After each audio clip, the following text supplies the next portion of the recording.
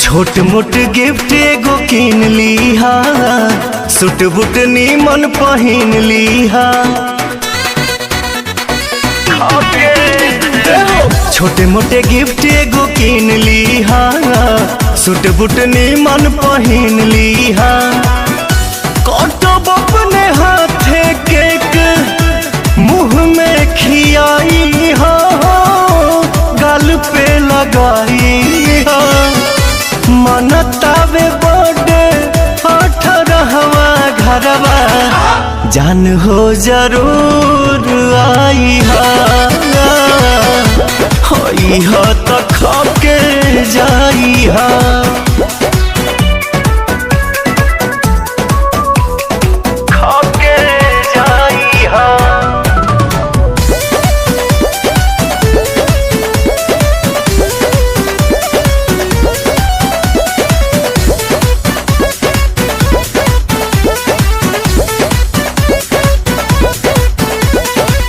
भाभी के फुसिलौले बानी, फ्रेंड हवा बतौले बानी।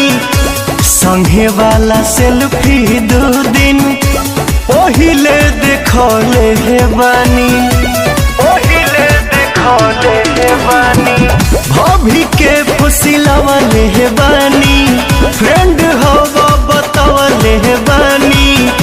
संगे वाला सेल्फी 2 दिन पहिले देखवले बानी।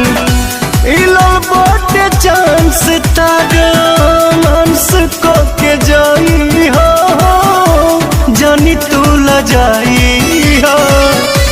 मनतावे बर्थडे 18वां घरवा, जान हो जरूर आई हा तो खाके जाई हा।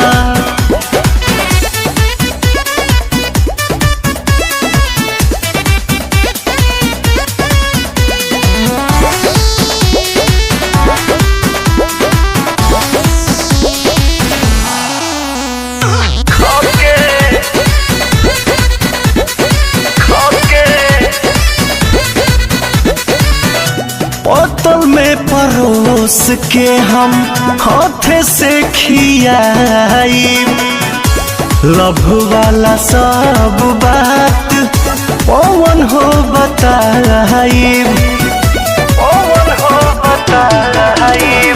बोतल में परोस के हम हाथे से खियाई। लव वाला सब बात पवन हो बताई। अरुण बिहारी मन के श्रद्धा पुराई हो, जियादा जुड़ाई हो। मनतावे बर्थडे 18वां घरवा, जान हो जरूर आई हा